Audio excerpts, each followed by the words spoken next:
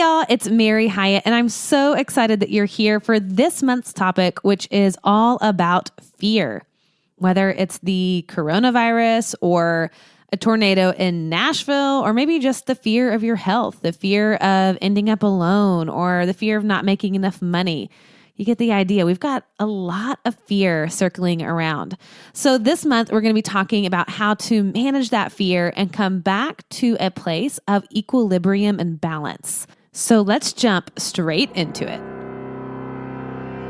Welcome to the Living Fully Alive podcast with Mary Hyatt, here to help you find your authentic voice, learn how to love yourself, and embrace your life.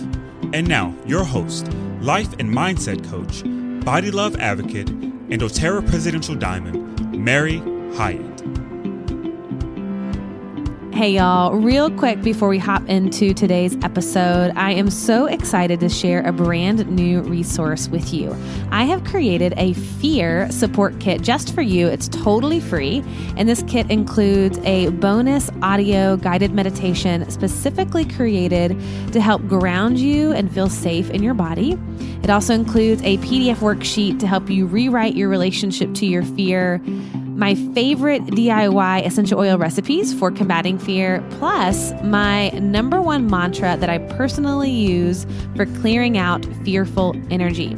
So follow the link below or head on over to maryhyatt.com/fear kit. That's FEARKIT to snag your fear support kit as my personal gift to you. Now, here is this week's episode. Hey y'all, it is Mary, and man, I kind of feel weird having a really positive intro. You know, I was just like, hey guys, and I'm like, oh wait, that actually doesn't match. Hi everybody. Hey everybody. Let's restart that. Rewind. Hey y'all, here we are. We are alive. We are reporting from Nashville. I am getting to sit here with Lindsley. Hi. I know. This is the first time we've seen each other in a while because everything's oh my goodness been turned upside down. It's been crazy, y'all. I know y'all can feel it. And I think with Nashville, it's just bizarre. You know, we just had the tornado hit. I don't even, honestly time is like time warp. I know. I'm like, what day is it? I have no idea. I don't know, like a week and a half ago. Yeah. And it's weird, driving down the street and it looks like the end of the world. Mm-hmm. And then all the stuff that's happening with Corona and feeling quarantined and everything is shutting down. Mm-hmm. There's a lot of energy right now swirling around. And it's been really interesting to see how everybody's responding to this. I did a video on my Instagram again. When was that?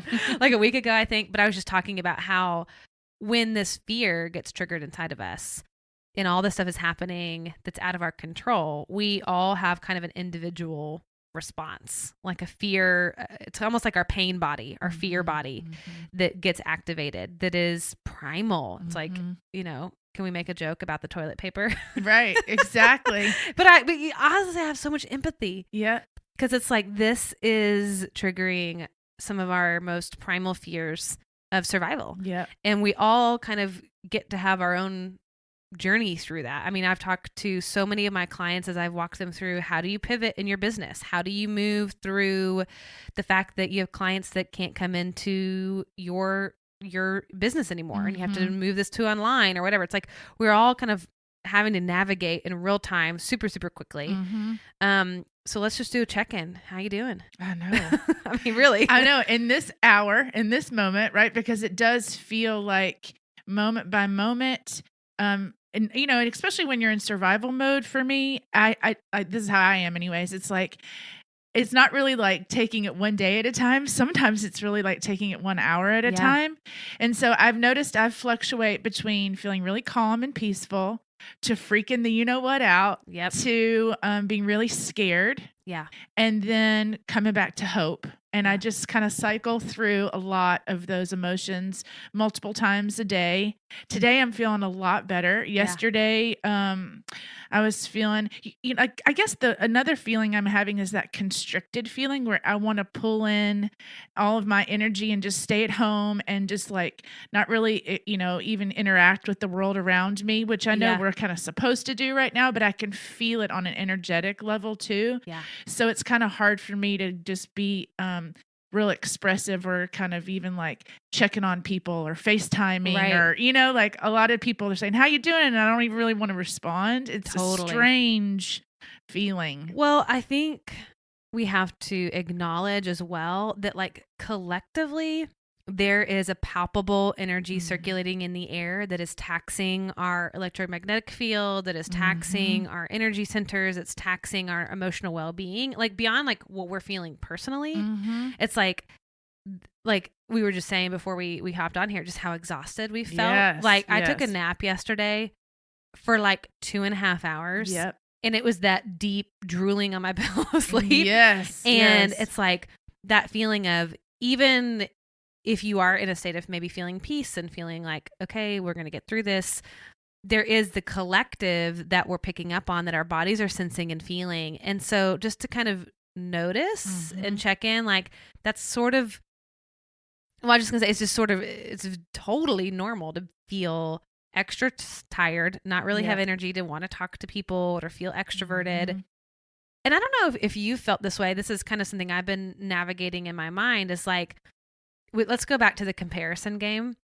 And I've seen so many people get into action really, really quickly to serve their people and to show up in ways of giving. And my dad included, he's got a course coming out Thursday to help leaders during this time. And, to see people on social media and they're already producing things to support people. Yeah. And I've had a lot of shame and judgment around myself for kind of like not being as quick start as I typically am. Not being the 3. Yeah, exactly. Like Enneagram 3, like, come on, girl, like, let's get going. Yeah. And I think that a lot of that obviously is just because of the tornado and then this. And I think that what I keep coming back to though is like, how can we have so much empathy and grace and tenderness towards ourselves for this time? Because this is, not only is it scary and uncertain, there's a grief element to this. Totally. There's like a loss element to this that I know that a lot of people are feeling, especially those that are in small business, especially those who are in the hospitality industry, especially that live for tips and literally pay their bills on all that are having this like, what do I do now? Yes. Well, and then that underlying low grade, just kind of fear about like any moment somebody near you could get you sick or a family member could get sick. And so it's just trying to figure out how to manage all this while also maintaining some kind of sense of our own grounding and our own like compassion. I know for me this morning, like I noticed I was feeling real frazzled. My adrenaline was pumping and I knew I needed to meditate. Yes. And I know we'll talk a lot about our tools and what we're doing for ourselves. But I know that in that moment, all of a sudden I got real quiet and I was like, oh, I'm scared. Yeah. I'm scared. And that's okay. It's like, it's okay to be scared, you know? And so really learning how to take care of myself and make sure that I'm being kind of conscious about how I'm interacting with others too. Because anyways, I just feel like the isolation can play tricks on our heads a little bit too. Well, and I think that it's really normal and natural to experience a lot of emotions at the same time. And I've been getting a little bit frustrated with what I've seen on social media. You kind of have like obviously people in the panic scare category, and then you have people who are like, this is a vacation and spend this time to meditate. And I have more empathy for the people that are in panic and fear, because I just feel like that's a trauma response. And I get that, from a neurological perspective, it's like that's where their brain is getting fired and wired in survival and fight, flight, or flee. And then I think about the people that are saying, just meditate or just take a bath or spend this time to read. And like, this is basically a vacation. And where I get that, and I think there's some things that we can take from that we'll talk about that are helpful. I also feel like that negates the fact that this is really scary from a financial place for a lot of people. Like, this isn't a vacation for people. No. I mean, it's not a vacation for people. I mean, this is like life or death, and they're really scared that they don't know where their next meal is coming. Children who are in unsafe homes that are having to stay home from school. I mean, you know, and that's where I'm this is my Enneagram too. Yeah. You know, I care about people so deeply, and I just think, gosh, like, this is not a holiday. That's right. And I think there are ways that we can self-soothe, and there are ways that we can self-care in the midst of quarantine, in the midst of having to be forced to slow down. And I think there's some really beautiful possibilities and opportunities, but I think that we can hold the fact that this is terrible and an amazing opportunity at the same time. That's right. It doesn't have to be either or. And even though it feels like you can fluctuate between those two, just giving yourself permission to just learn how to hold both. Yes. And that's the practice of being a human right there. It really is. And just giving yourself permission to feel, to be where you are, and to consistently check in and to ground. So let's talk about some just ways that people can ground, because you and I this is where our training is. I mean, we don't get into a lot of the woo-woo on this show, but hey, I'm gonna tell you a little secret. Lindsley and I are really woo-woo. Yeah. And we have done so many trainings together, actually, and separately, of learning how to ground, to hold our energy, understanding a lot about energy,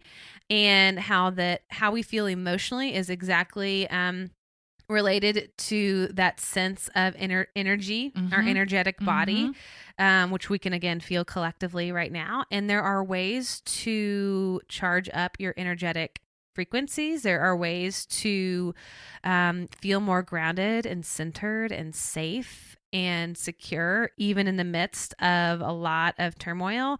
There are ways to, like, anchor yourself into truth. And before we get in real quick to those practices, I think it's important, before we tell you how to do that, to recognize when you get thrown out of grounding and safety and security, and what in your environment right now is feeding the fear monster. What is contributing to your anxiety? What is heightening the vibration of fear? What is increasing the levels of panic inside of your body? And I know that for me this morning, not to call my family out, but I'm going to call my family out for a second. We have a family group text, okay? And my family obviously is, like, insanely conscious and very focused on self-development and health and all of those things. So I appreciate that about my family. And we got into a cycle of the play-by-play of the news that's happening in the family text. So-and-so just released this shut down. This is what's happening. This morning was numbers of, you know, here's what's going to happen and blah, blah, blah, blah, blah, blah. And I just said to my family, I said, hey, y'all, I'm going to disconnect from the family thread for a while. I'm going to choose to source my news on my own. And my job is to protect my mind and my emotional state. And this is doing the opposite. Thank you for understanding. I love you all, but I have to lead people. I have to show up for people right now. And I can't be, you know, I can't have the IV drip of this, you know, plugged in right now. And I think what we're realizing, and I'm curious how you're doing this, Lynn, like how you were holding some boundaries for your mental state, your emotional state of, like, okay, what's feeding the fear monster? What is feeding the anxiety monster? So have you had to draw, like, any boundaries? Yes. Oh my gosh. Yes. And, you know, especially because my mom is one of those 1 out of 5 statistics that is a high risk, right? Yeah. So I already play that role in my family as, like, trying to take care of being overly responsible for everybody. And so I'm noticing my hypervigilance about wanting to protect my mom right now, which is, if I'm not careful, I'll start looking for information on how to, you know, take care of her, which only feeds more of my own fear that she's not safe. Right. Right. And so it's this constant. So I've been just really trying to focus on getting my insight or information from some like spiritual and like health people that I trust, that are of positive, like high vibrational type people. Yep. I really have to be careful that I don't glance at headlines. And if I do, I just look at the headline and I just keep on moving, because I don't really want to read. But a lot of I've got some friends that are in some of these conspiracy theory type people. And, it's not, I don't know what to say about it, because some of it actually has already happened, right? Like it's how do you hold both? And so for one night in particular, I started reading some stuff that he started sending me, and I had to get up and like literally walk around my room and shake it off. And I mean, we're going to pull all of our little woo-woo tricks out, right? Yep. Right. I started saging. I started kind of clearing the air around me. I wanted to just shift my energy and focus back into my body and into the present moment. And really, I mean, I don't know how much more you want me to talk about my tools, but I've been pulling them all. Well, we'll get into those in just a second. But I think it's like, I think for everybody, it's recognizing where you see your own tipping point. Yeah. And when you begin to notice that, all right, now I've begun the spiral. I have gone into the fear cycle, and we'll give you tools on how to pull out of that. But it's recognizing first what's putting you in it. Yeah, that's a good point. It's almost like, when do you know you've crossed that threshold into that space of like what we would say the point of no return? How can you stop yourself and know the warning signs? Or how do you know when your life has become unmanageable, like we've heard in the recovery language? Yeah, exactly. Yeah. And I think that's really so important. I think honestly, at this point, social media is the big one. I mean, it really is. And, it brings to mind the idea that there are so many pieces of this that are out of our control, that we do not have any ability to foresee what is coming. And we can kind of look and we can kind of say, oh, well, this happened here. And we can look back at history of whatever, 1918 and go, oh, this is what, we can make some educated guesses. And there's so much about this that we don't know. I mean, you can just even see it from our leaders. They're doing the best they can to tell us some helpful things to do. And yet it's very obvious that nobody really knows what the hell to do. Yeah. I mean, it's like, all right, here we go. And so I think that our instinct is going to want to be to get that control back. Yes, totally. And to feel safe and secure again, which is why people are buying the toilet paper and getting all of the food. And we're going into those hyper states because that's how much we feel out of control. Yeah. And we all have our ways of doing that. I mean, addiction, is a one way, obviously, of having control. I was like, man, a lot of people are going to be drinking a lot of alcohol going through this. Yeah. But it's like, right, like how can I cope? How can I manage? How can I feel a sense of control? And so just to kind of observe that in yourself. Yeah. But let's talk about healthy ways to feel like, here's what you can control. Yeah. Hey y'all, I just wanted to interrupt this episode real quick to remind you to subscribe to this podcast. I know that emails get lost in your spam folder, so subscribing means my episodes come right to your phone. So go ahead, hit that quick little subscribe button so that you don't miss out on any of the Living Fully Alive episodes. Plus, in addition to subscribing to the podcast, make sure you subscribe to my YouTube channel as well. I don't know if you know this, but I have been releasing guided meditations every Monday over on YouTube, and you're not going to hear them here. So if you've been wanting to start an easy meditation practice, subscribe to my YouTube channel so that you don't miss out on my short 15-minute guided meditations. All right, now back to this week's episode. Yeah, I know. That's exactly. I've been saying the serenity prayer like crazy. It's like the things I can control and the things I can't, and the wisdom to know the difference. But to go back to what you were just saying about that place when we are feeling so out of control, knowing what it is that we usually go to try to get our control back. So for me, I go to the intellect. I want to learn. I think the more I can learn about something, the more I think I can control the outcome. Right. So just even being mindful about what is your autopilot response for trying to get control back in your life? right? Yeah. And they're all in high gear right now. And so it's not saying that any of these things are necessarily bad. It's good to be informed, to use my example, but it's when I have it's too much. Like, when do I know that I've moved into trying to, micromanage or trying to control something that I can't control? And then I know, okay, I can look at information and I can do what I need to do so that I can calm that part in me. But then I've got to stop when I've hit that too much moment, so that I can maintain a sense of serenity in the present moment. Right. It requires a lot of self-awareness to kind of notice, like, oop, all right, back it up a little bit. I was watching a video from Russell Brand, who, by the way, is amazing. If you don't follow him, huge please. Crush. I mean, the huge crush. But no, I do. I love. He's so amazing, and he talks about the recovery process a lot. And he's actually talking about taking those principles to what's happening now, which I think is really brilliant.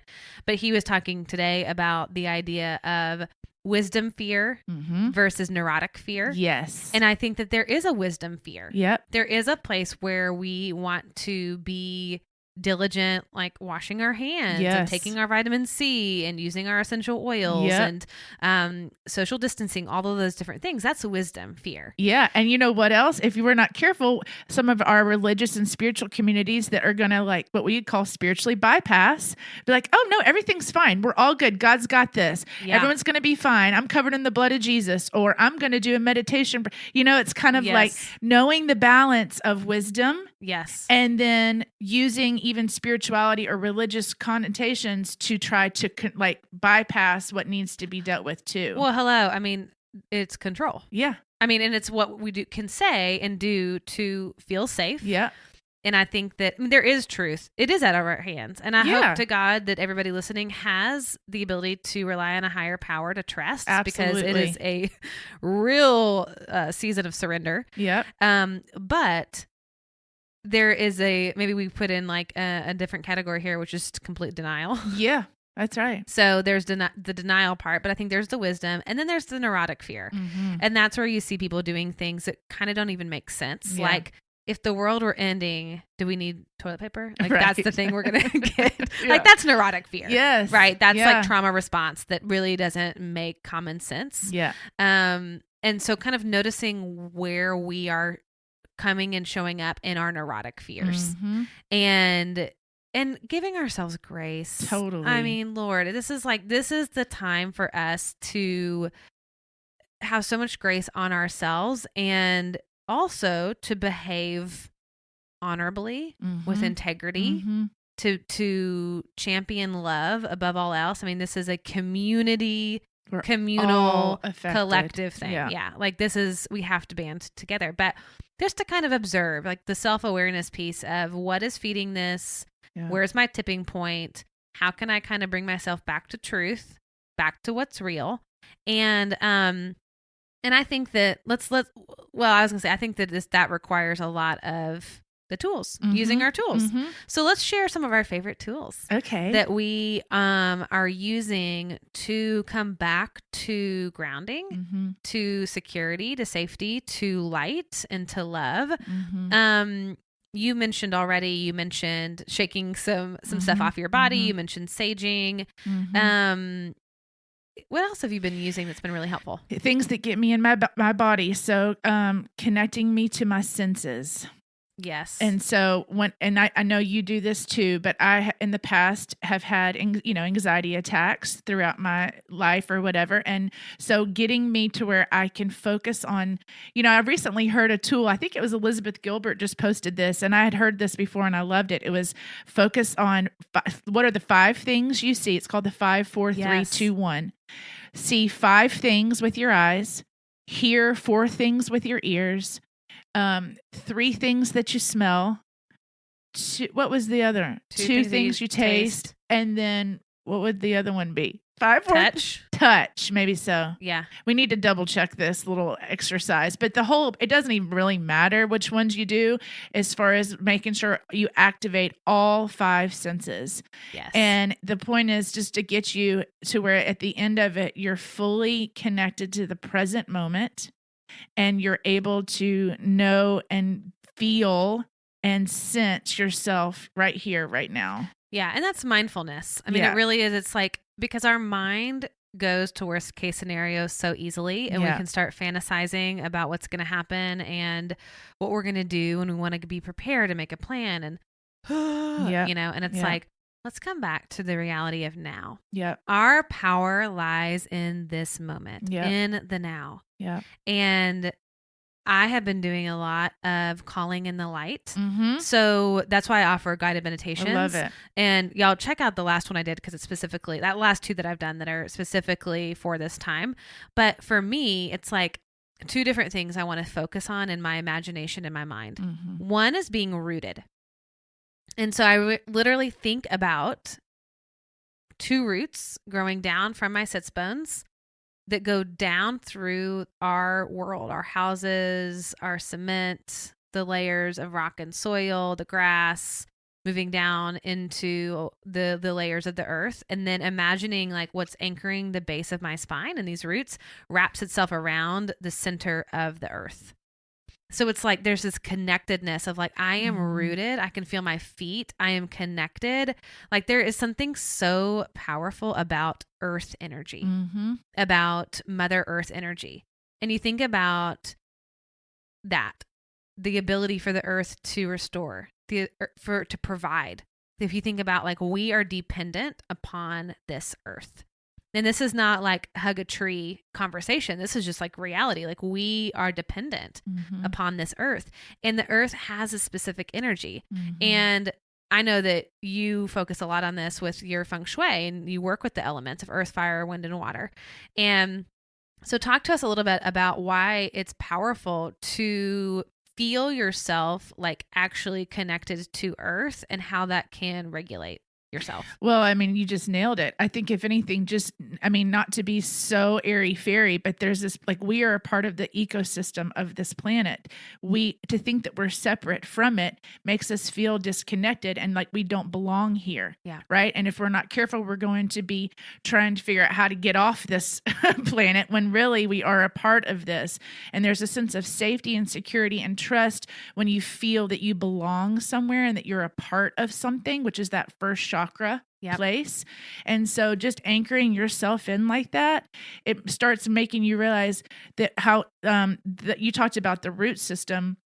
When you're grounded like that, you start feeling the root system to everything else, not only the trees and the ground, but then each other. Right. And then you start feeling that oneness mindset where it's like you said, we're all in this together. Everyone's being affected. And that's we all belong here. We all belong together. Like all of a sudden, this guy that may have this germ is like an energetic family member. Yeah.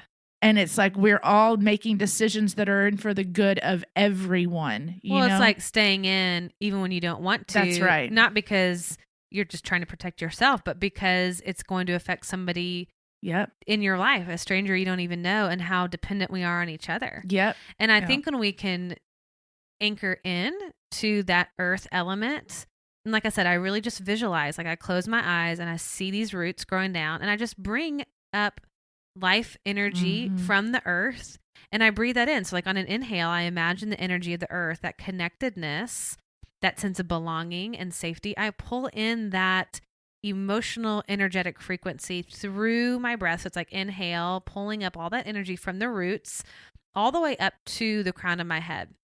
And then I exhale and I disperse that energy out into my environment. So it's like taking a couple deep breaths. So we talk about how, you think about how important people say deep breathing is, that you can add this visualization element to it, and it becomes even more grounding, even more powerful, because we know that when we breathe deeply, just that alone, it regulates our central nervous system. It brings down our cortisol levels. It brings down our adrenaline. It balances the adrenals. And so there's so much energy that we can cultivate and create just by breathing deeply. But then you add the visualization. And when I say that, I just mean like imagining it in your mind, like seeing that picture in your mind. It enhances that to regulate your emotional state, the hemispheres of your brain. It is like so powerful. And when we feel safe, when we feel grounded, it boosts our immune system. Yep. I mean, everything in our body comes back to a state of homeostasis and is balanced.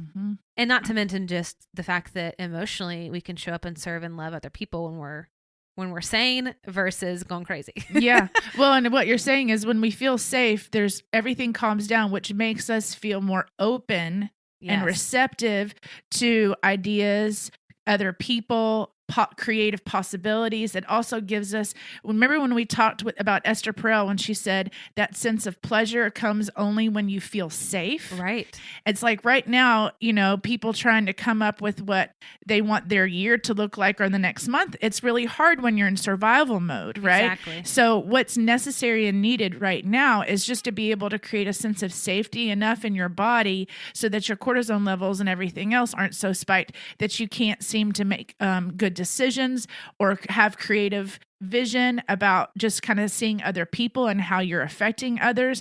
And it will create a sense of softness even in the heart area where you're just like having empathy for others. You're wanting to take care of others. You're wanting to serve others. Yeah. There's something that calms and everything becomes more open. Totally. I love how you just worded that. And honestly, to me right now, there is no more important job than to regulate our nervous system. Yeah, it's true. That is where our power is when we can feel regulated emotionally and mentally. That is where we can make great decisions and hop into the place of seeing the possibility and opportunity here. I mean, that's something we'll talk about in a second, but that's a huge thing that people aren't talking about. But I want to just add on to this just for a second. So one element is connecting to the root, connecting to the earth, getting grounded, getting centered, realigning. And it's minute by minute. Come back, realign. The second piece that I do, and I do this in a meditation, but then I'm also just right now, I'm doing this all day long, is to imagine a giant sun above me. And I'm going to see that sun as source energy. So you can see that as God, Jesus, higher power, Buddha, just universal energy. It doesn't matter. Whatever we'll say higher power, but source. And to connect to the light and the heart of that source, the heart of the light, the heart of love. Because the opposite of fear is love. The opposite of darkness is light. And we now more than ever need to align ourselves with light and with love at the highest vibration, meaning we need to charge up that around our bodies, in our minds, and our spirits. And because that is the ultimate truth. And it's hard to see right now. There's a lot of darkness. There's a lot of fear. But if you look back on history and all the things that have happened over time, the way through is staying connected to the light. That is where we get our power. We get our creative downloads. We get answers. We get intuition. We get wisdom. We get faith. We get trust. We're not left alone. And so what I do is I imagine this big giant sun above me. And I imagine that I'm pulling in that energy of source.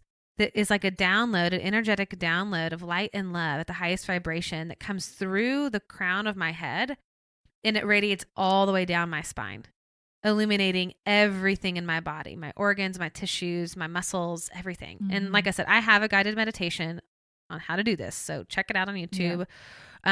But you mix source energy from sun above with grounding energy from earth below, and you mingle those together. I mean, you are charged up and you're right. I mean, you're back into it. You're aligned, you're there. And I mean, I'm sure you've been doing this. Yeah, it's part of my meditation practice too. I do it every morning. And then I imagine, I don't know if you ever do this, but then I imagine these two energies converging in the center of my heart. Yep. And then I imagine that I just open my heart up because I'm trying to keep my heart really soft right now. Yeah. And that place behind the heart, even physically trying to soften my physical heart helps me do that energetically. So then I imagine that all of a sudden these two energies are converging together in the middle of my heart center. And then I start radiating that heart energy out and I let it fill up the room that I'm in. I let it fill up the rest of my house.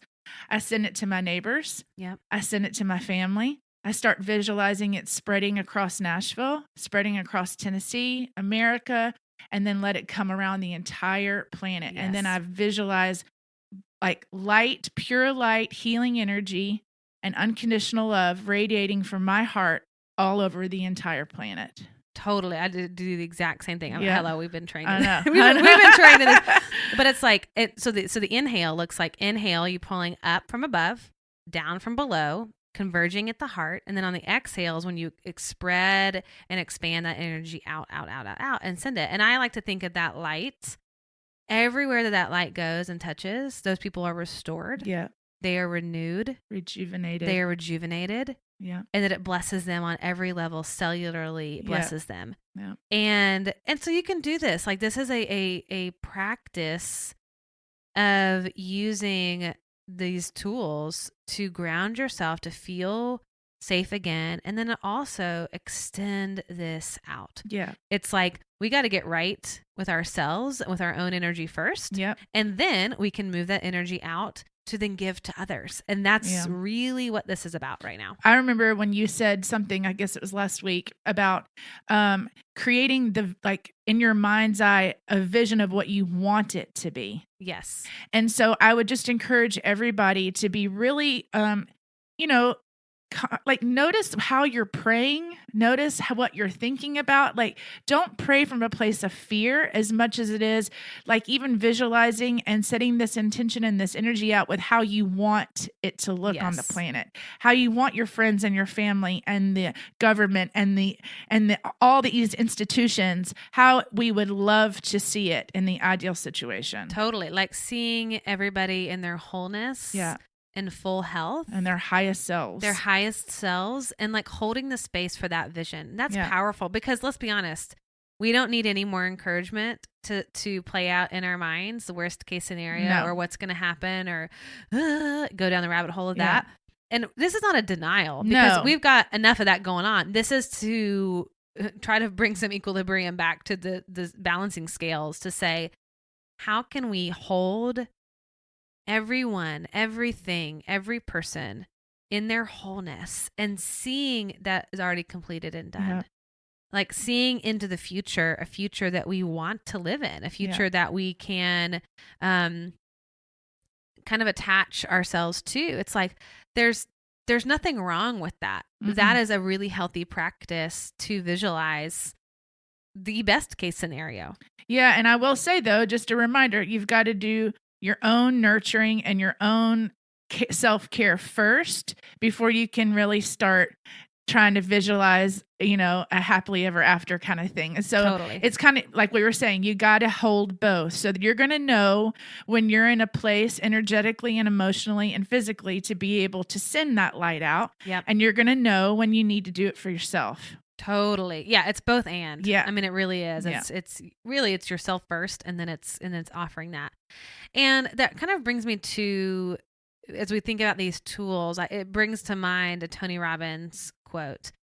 And y'all know I love Tony. And have a shout out to big old Tony. Huge old crush on old Tones.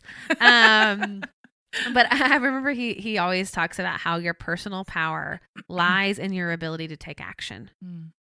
And part of, like, if we get out of the woo-woo tools for a second and we come back to like things that we can do, our personal power is getting into action. Mm-hmm. Getting into action. And I've never seen that more true than like the tornado that was going on here in Nashville, and how everybody had to rally and get out and volunteer, and like being paralyzed by the trauma of the tornado happening in our backyard, to getting out and volunteering. It like snapped you out of the trance. I mean, we got to volunteer together. We went out to the streets of North Nashville, and it was like, God, this is good for our soul. Yes. Remember that? It's like, we need this more than they may need this. We need this so much, because I think the danger is feeling helpless. Yeah. And the danger is feeling hopeless. And when we get into action, it can snap us out of helplessness and hopelessness. And it reminds us of our purpose. And I think that even in times like this, we need to feel like we have a purpose. Yes. We need to feel like we are contributing. And there is something that we can offer. Like, not only do we have our own needs, but it's asking ourselves, what is it that we can give? Because when we get outside of ourselves and we show up to contribute, to serve, to volunteer, I mean, it breaks us out of feeling paralyzed and it puts us into action, and that's our personal power. And so I'm curious for you, because I know like I had a big download of this yesterday. I'll share that in a second. But I'm curious for you, like, where have you found your personal power? Well, it is in serving. And it's like the little things, just checking on friends or family, just even random people that you haven't talked to in a long time. Just to kind of even say, I'm thinking about you. How you doing? Yesterday, I went and did some grocery shopping for my parents. And do you know how many elderly people I saw there that were by themselves? Yes. And how much I even asked this one lady yesterday, I was like, if there was anything I could get for her. I mean, I've heard stories where there are some people that are sitting in parking lots who are afraid to go inside. I know. And so just being really mindful that like, I even read something yesterday about how sending out flyers to people and putting it in their mailbox and just saying, I'm available if you need anything. Oh, I love that. You see what I'm saying? So there's so many ways to serve. And I think at the heart of all of this, knowing that is what's going to keep you not only connected to yourself, but to everybody else. And it'll also be the energy that is the momentum for the new. Yes, totally. It is like going to be that wave that rises up, that moves us into this new paradigm, this new world that's coming. Yeah. And I really believe that just being mindful about how it's not really about us as individuals anymore. No. That it is a we mindset, and that is the new world we're moving into. Well, it's kind of like, in a way, it's like how we've been doing things isn't working. No. It doesn't work. Like when you think about survival, staying in our apartments, staying in our houses. Groundhog's Day. That's what I've been calling it. It doesn't work. No. It doesn't work. It's like we need each other. And I think that sometimes the lie that people can fall into, and I've heard myself say this actually quite a bit. What can I do? Mm-hmm. I don't have anything to contribute. Like I think about real survival. I'm like, all right, I'm a life coach. Right. I am a yoga teacher, meditation teacher, certified hypnotherapist. Yeah. What good is that going to freaking do in trying to survive? And then it's like, wait a minute. No. I actually have a lot to give. And I've actually been like trained for a time like this when people are in distress, when people need guidance more than ever, and hope and realignment. It's like coming back to, what do I have to give? Mm-hmm. And each one of you listening has something unique to give that you literally like been trained for. Mm-hmm. It's not unique to Lindsley and I. Right. Like whether it's helping somebody out who's a neighbor, whether it's giving money if you have the resources to do that. One of the things that I've been doing, this is kind of a fun little thing, is I had some cash I sold my car and I got paid in cash, and I've just been like having that money in my house and kind of just saving it. Like I didn't want to put it in the bank. So I took $50 bills and I put them yesterday. I put them in, or 2 days ago, I put them in envelopes, and I took a little card that are some of my like affirmation cards, and I put those in an envelope with a $50 bill and an affirmation card, and I just put XOXO on the back. And I have been handing those out. Perfect. I had 10 of those in my purse on call, and I've been handing them out to servers, to anybody who I feel like just needs, who's going to be struggling financially, because I had that financially to give. Yeah. Right. And I'm not saying everybody needs to go hand out money, but like that is something that is abundant for me that I can give. Yes. Right. And so it's like, oh gosh, and just blessing somebody and just saying like, you're going to be okay. And just the words of encouragement from the card along with the money. But then also just showing up and being like, I got to do this podcast. Yep.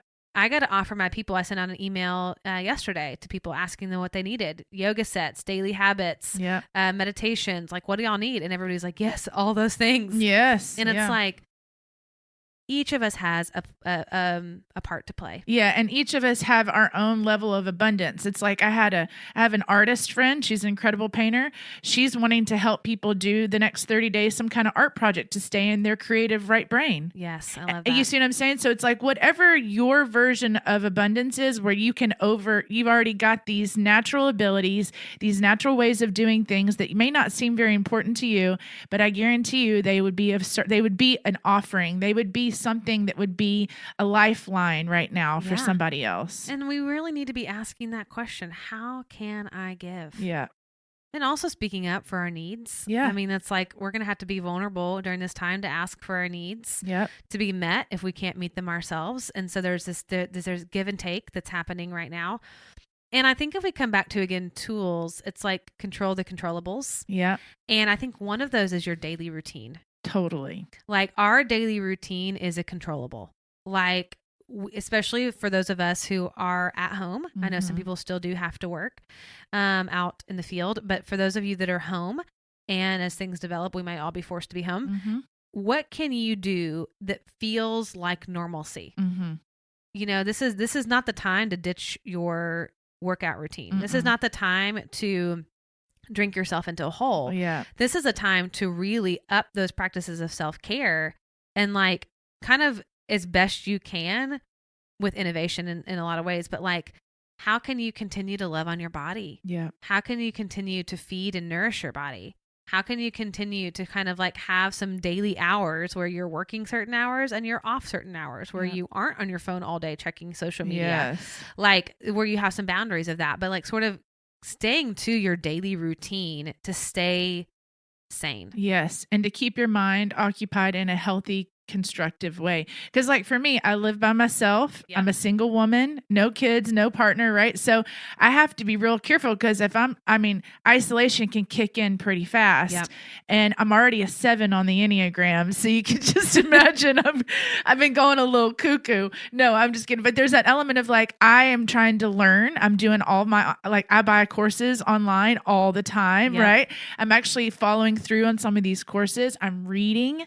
I'm starting my art projects. Like I want to keep myself in that kind of constructive, expansive, like feeding myself mind, body, and spirit sort of way, and not trying to stay so busy that I don't address the emotions that are coming up, but busy enough with a schedule and keeping myself moving in my body that I'm able to just keep moving forward. Take the next right step. Take the next right step and to reach out for help when you need it. I mean, there's like, we have to remember, like, there are resources out there. Yeah. There are free resources. There are paid resources. There are family resources, friend resources. We have availability to resources, no matter where you are in your life, and to utilize those, to ask for help, and to really be vigilant, hyper vigilant of your mental state and your emotional state, to not feed that monster of fear. Yeah. And because it's insatiable. It will never get enough, you know? And so it's like, all right, how can I come back to light and love at the highest vibration? And I would love to know from you guys what y'all are doing. Like send us an email, info@maryhyatt.com, info@maryhyatt.com. Share with us what you're doing to stay sane and what you're doing to stay connected to the light and love. And obviously we just gave you a few of those. Next week, we're going to have our very dear friend, Allison Fallon, on our show as our guest, and she's going to share some really practical ways to journal through the fear and anxiety. Her whole model and what she teaches about is writing and the healing aspects of writing, and it's so powerful. So she's going to be on with us. She's so wise and just like, we just love her because she's one of our best friends. Yes. But she's going to share some of her wisdom on how to move through this from a conscious place through writing and journaling. So we'll share some more practical tips with you next week, but share with us. Let us know what's working for you. And I just want to say, as we kind of like bring this to a close, you are not alone. No. Like, you are not alone. Like, we are here. You know how to get a hold of us. We're all doing and going through this together. We are. It's affecting everybody. No one's immune, right? So we're all in this together. And let's bring in love and spread love and share love, like literally as often and as much as possible. Yeah. Like, I just like, that is my holy work is to share love today. That is my holy work, as Robert Holden would say. Like, that's my job. And I hope that you guys will also uphold that and to share as much light and love and empathy from a place of integrity, you know, as much as you can. I just got the visual of love spreading right now. Ooh. Just like, instead of everybody being afraid of this virus spreading, let's visualize love spreading. Yes. Like, how can you be a part of that spread? Yeah. You know, what can you give? Where can you love? Let that be contagious. Girl. Yeah. Gosh. Right? Y'all, We're in it. We're here. We're not going anywhere. We're going to keep doing this podcast. I'm going to keep showing up. And we just love y'all. And we're just sending out all of our love and light to each one of you. And share this with somebody who needs it. Really, share this with your people. They need this message to feel normal. And we're going to see y'all next week with Allison. And until then, remember that the purpose of life is to be grateful, to be great, and to be full. All right. See y'all next week. Bye. Hey y'all, thanks so much for listening to today's episode. I hope you got some amazing nuggets to take home and start implementing into your life. And if you're looking for the show notes and links, head on over to maryhyatt.com/show. And if you loved it, why not bring your girlfriends along this journey of becoming fully alive with you? Just give a quick share of this episode to your social channels and enjoy those debriefing convos with your besties.